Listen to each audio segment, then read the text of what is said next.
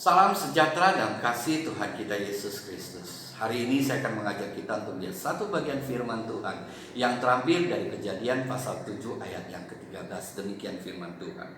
Pada hari itu juga masuklah Nuh serta Sem, Ham dan Yafet, anak-anak Nuh dan istri Nuh dan ketiga istri anak-anaknya bersama-sama dengan dia ke dalam bahtera itu. Hari ini kita bicara tentang menjadi ayah yang sejati. Bagaimana kita bisa menjadi seorang ayah yang baik, menjadi seorang ayah yang sejati. Tetapi menurut survei yang ada di Indonesia, didapatkan bahwa peranan seorang ayah di dalam mengasuh anak itu sangat kecil. Secara umum didapatkan bahwa peranan seorang ayah didapatkan hanya mencapai 27% sekian. Artinya peranan seorang ayah itu sangat kecil di tengah-tengah masyarakat yang ada di Indonesia. Kenapa bisa begitu? Ada berapa alasan? Ada banyak alasan. Tetapi ada 3 alasan yang paling kuat yang menyebabkan seorang ayah tidak berperan atau kecil sekali peranannya di dalam mengasuh anak. Yang pertama adalah karena didikan keluarga. Sejak kecil, didikan keluarga itu sangat jarang untuk bagaimana mendidik seorang anak laki-laki kelak bisa menjadi seorang ayah yang baik. Beda dengan seorang wanita, beda dengan seorang perempuan. Sejak kecil dia sudah dididik oleh ibunya bagaimana nantinya dia harus berperan sebagai ibu yang baik. Tetapi untuk seorang anak laki-laki itu sangat jarang. Inilah salah satu penyebab yang pertama. Dan yang kedua adalah kenapa peranan seorang ayah begitu kecil untuk mengasuh anaknya. Ini disebabkan oleh pekerjaan dan usahanya yang menyita waktunya begitu banyak, sehingga membuat peranannya di dalam mengasuh anaknya itu sangat kecil. Itu yang kedua. Dan yang ketiga, ini yang paling dominan adalah ada satu budaya di tengah masyarakat yang menganggap bahwa tugas dari seorang ayah adalah mencari nafkah dan tugas seorang ibu adalah mengasuh anaknya. Inilah yang membuat peranan seorang ayah dalam mengasuh anak sangat kecil. Kita tahu bahwa tentu ini semua keliru, bahwa peranan seorang ayah dengan seorang ibu itu harus adalah bagaimana mereka bekerja sama dalam mengasuh dan mendidik anaknya. Itu tidak boleh diabaikan. Ada peran-peranan seorang ayah di dalam mengasuh anak yang tidak dapat digantikan oleh seorang ibu. Ada banyak hal yang penting seorang ayah, bagaimana dia berperan di dalam mengasuh anaknya. Ada banyak hal yang kita perlu pelajari, tetapi hari ini kita mau menekankan beberapa hal yang penting, yang signifikan, bagaimana dia mengasuh anaknya di dalam kehidupannya. Yang pertama adalah bagaimana dalam hidup dia menjadi teladan bagi anak-anaknya. Dia tidak cukup hanya sekedar memberikan didikan, memberikan nasihat, memberikan ajaran, tetapi yang jauh lebih penting dan lebih kuat di dalam pengasuhannya adalah bagaimana dia memberikan teladan di dalam hidupnya. Untuk anaknya belajar dari teladan ayahnya, bagaimana dia menjalani hidup. Teladan adalah hal yang tidak bisa dikesampingkan, tapi ini justru adalah satu pengajaran yang jauh lebih bergaul bagi anak-anaknya. Tak kala dia mengajarkan untuk anaknya rajin untuk beribadah kepada Tuhan, dia yang harus lebih dahulu menjadi contoh bagaimana dia setia beribadah kepada Tuhan, bahkan setia melayani Tuhan untuk menjadi teladan bagi anaknya. Tak kala dia mengatakan jangan berbohong, maka dia harus menjadi contoh bagaimana dalam hidupnya dia menjadi orang yang tidak suka berbohong dalam hidupnya, yang bisa menjadi teladan bagi anaknya. Dan ini penting, dia menjadi teladan bagi anak-anaknya dalam hidupnya. Dan ini dapat kita melihat dari kehidupan Nuh, bagaimana dia berperan di dalam hidupnya, di dalam mengasuh anaknya. Firman Tuhan katakan dia hidup dengan tidak bercela dan bergaul dengan Tuhan. Bagaimana melalui teladannya dia memberikan contoh yang baik dengan hidup tidak bercela. Artinya dia mempunyai karakter yang baik untuk dijadikan teladan bagi anak-anaknya. Bahkan dia punya kerohanian yang baik, yaitu dia adalah orang yang bergaul dengan Tuhan. Ada hubungan yang baik antara dia dengan Tuhan yang bisa dilihat oleh anak-anaknya, untuk diteladankan, untuk diikuti oleh anak-anaknya. Tidak heran kita bisa melihat bahwa anaknya pun terbentuk dengan baik. Bagaimana dia harus membangun bahtera. Satu bahtera yang dia bangun itu luar biasa besarnya dan memakan waktu yang begitu banyak. Kalau kita lihat dalam Alkitab, paling tidak mereka membutuhkan 100 tahun untuk membangun bahtera ini. Karena Nuh mulai membangun bahtera itu umur 500 tahun dan bahtera itu selesai pada saat dia berumur 600 tahun. Ini luar biasa. Kalau dia tidak mendidik anaknya dengan baik, tidak mungkin anaknya tetap setia beribadah kepada Tuhan, setia mengikuti perintah Tuhan dengan membangun bahtera ini. Di tengah-tengah kehidupan dunia yang pada saat itu penuh dengan kejahatan, di mana kecenderungan hati mereka adalah kejahatan dan dosa. Di tengah-tengah kehidupan seperti ini, tentu mereka mendapat tekanan yang luar biasa tatkala mereka harus mengikuti perintah Tuhan membangun bahtera.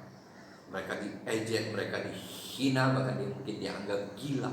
Dan anaknya bisa setia sekian lama membangun bahtera ini demi untuk melakukan apa yang diperintahkan oleh Tuhan. Semuanya itu bisa terjadi karena ayahnya telah bisa menjadi teladan yang baik, sehingga anaknya mempunyai iman yang baik dalam hidupnya, punya hati yang mengasihi Tuhan, sehingga ini membuat mereka kuat untuk tetap bagaimana membangun bahtera itu. Dan akhirnya mereka bisa bangun bahtera itu selesai, dan mereka tepat pada waktunya masuk ke dalam bahtera itu dan memperoleh keselamatan. Demikian juga dengan kita. Melalui teladan kita bisa memberikan yang terbaik bagi anak kita di dalam kehidupan mereka, terutama dalam kehidupan kerohanian mereka, untuk mereka percaya kepada Tuhan, untuk mereka boleh mengasihi Tuhan, bahkan melayani Tuhan seumur hidup mereka, sehingga mereka pun akhirnya boleh memperoleh hidup yang kekal. Ini yang pertama. Dan yang kedua, bagaimana kita berperan sebagai ayah, supaya kita bisa menjadi ayah yang sejati adalah bagaimana kita bisa menjadi sahabat bagi anak kita. Seringkali di dalam budaya timur, hierarki itu begitu kuat yang membuat seorang ayah menempatkan diri begitu jauh di atas anak-anaknya, sehingga anak-anaknya seolah-olah begitu jauh hubungan batin mereka dengan ayahnya yang begitu dekat secara fisik. Tapi bagaimana kita tahu ini adalah hal yang keliru yang harus diperbaiki. Kita harus menjadi ayah bagi anak-anak. Kita harus menjadi sahabat bagi anak-anak kita, supaya ada kedekatan hubungan satu dengan yang lainnya, supaya mereka ada keterbukaan dalam hidup mereka, sehingga kita bisa memberikan nasihat, pengajaran kepada mereka dengan tepat, bahkan tepat pada waktunya, sehingga anak-anak ini bisa terdidik dengan baik. Jangan sampai mereka melakukan kesalahan, melakukan hal-hal yang baik. Kita dengar dari orang lain, kita dengar dari temannya, kita dengar dari gurunya, bahkan mungkin didapatkan dari kantor polisi. Tentu itu tidak sehat. Tapi bagaimana kita bisa menjadi sahabat yang membuat mereka dekat dengan kita, ada keterbukaan dengan kita, dan bagaimana dalam hidupnya pun ada kontak yang senantiasa baik dengan kita sebagai ayah, sehingga walaupun mereka nanti jauh dengan kita, mereka ada selalu kontak dengan kita, sehingga kita bisa mengikuti kehidupan mereka dengan baik. Bahkan kita bisa tetap mengajar dan mendidik mereka dengan baik. Bahkan sampai mereka nanti punya anak pun, kita bisa menjadi rujukan bagi mereka untuk mendapatkan nasihat dan pengajaran dari kita sebagai ayahnya. Itu yang kedua. Dan yang ketiga, bagaimana kita bisa menjadi ayah yang baik bagi anak-anak kita adalah menjadi orang yang sungguh-sungguh mengasihi ibunya, mengasihi istri kita. Nah, ini penting. Bagaimana anak-anak itu belajar dari kehidupan kita, bagaimana itu berkeluarga. Dia bisa melihat bagaimana ayahnya mengasihi ibunya, demikian juga mengasihi mereka. Dan itu menjadi teladan bagi mereka. Nantinya bagaimana mereka membentuk keluarga mereka. Di dalam kehidupan berumah tangga memang seringkali bisa terjadi perbedaan pandangan, berbeda pendapat. Tapi bagaimana kita sebagai suami istri menyelesaikan perbedaan pendapat, perbedaan pandangan itu dengan cara yang sehat, yang anak bisa lihat dan belajar. Bukan dengan cara memaki-maki atau marah-marah tidak karuan yang membuat anak menjadi stres, tertekan. Tapi bagaimana kita bisa menjadi contoh yang baik. Dan itu dasarnya harus ada kasih yang kuat. Ada hati yang menghargai pasangan kita dengan baik. Bukan dengan cara-cara yang lain. Apalagi ingin mendominasi anak. Kemudian merendahkan, mengata-ngatai pasangan hidup. Dan anak itu jadi anak yang kemudian juga belajar dari kita. Itu harus kita hindari. Yang menyebabkan anak kadang-kadang meremehkan orang tua. Kenapa anak-anak bisa kurang ajar kepada orang tuanya, kepada ibu atau mungkin kepada ayah? Karena ada satu sikap yang dia belajar dari orang tuanya. Bagaimana mungkin ayahnya bersikap sangat tidak baik, kurang ajar kepada istri atau ibu daripada anaknya. Anaknya belajar. Maka oleh sebab itu harus ada kita berikan teladan bagi mereka dengan mengasihi ibunya. Kita sebagai ayah mengasihi ibunya, menghargai ibunya dengan baik, dan dengan demikianlah dia bertumbuh dengan sehat dalam kehidupannya berumah tangga, dan kelak dia mendapat membentuk keluarga yang sehat. Dan yang keempat yang harus kita ketahui, bahwa anak itu adalah milik Tuhan, bukan milik kita. Anak itu milik Tuhan, dan kita bertanggung jawab kepada Tuhan untuk kita mendidik, mengasuh mereka dengan baik dan mengasihi mereka dengan baik karena Tuhan. Jadi bukan milik kita. Ini harus kita tanamkan dalam hidup kita.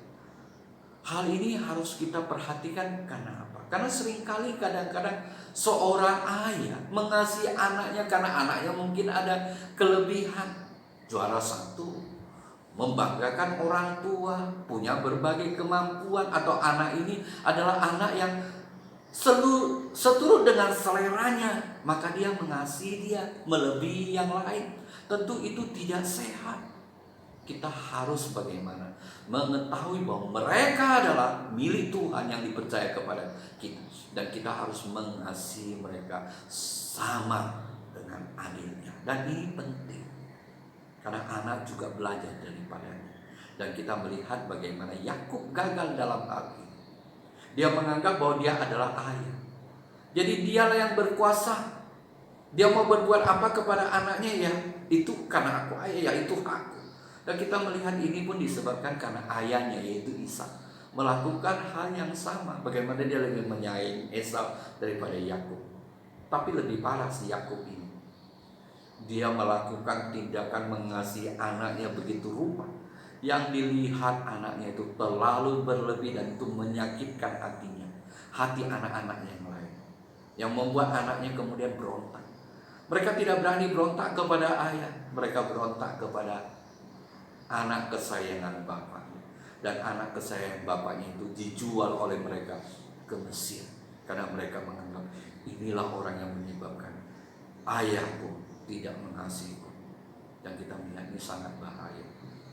Bagaimana ayahnya mengalami penderitaan yang panjang, dan mereka sendiri pun sebenarnya akhirnya menyesali perbuatan. Ada kedukaan juga dalam hidup mereka setelah melakukan perbuatan itu. Jadi ini menjadi pelajaran bagaimana kita harus sebagai ayah mengetahui, harus menyadari dengan benar bahwa anak ini adalah milik Tuhan, yang Tuhan percaya kepada kita untuk kita asuh dengan baik, untuk kita didik dengan baik, untuk kita kasihi sama adanya, seperti apa adanya mereka diberikan kepada kita. Maka dengan demikian kita bisa memberikan terbaik bagi mereka. Ada banyak hal yang kita harus ketahui bagaimana kita menjadi seorang ayah yang sejati. Tetap 3 dasar ini kita harus perhatikan, bagaimana kita melaluinya bisa memberikan yang terbaik bagi anak-anak kita. Amin.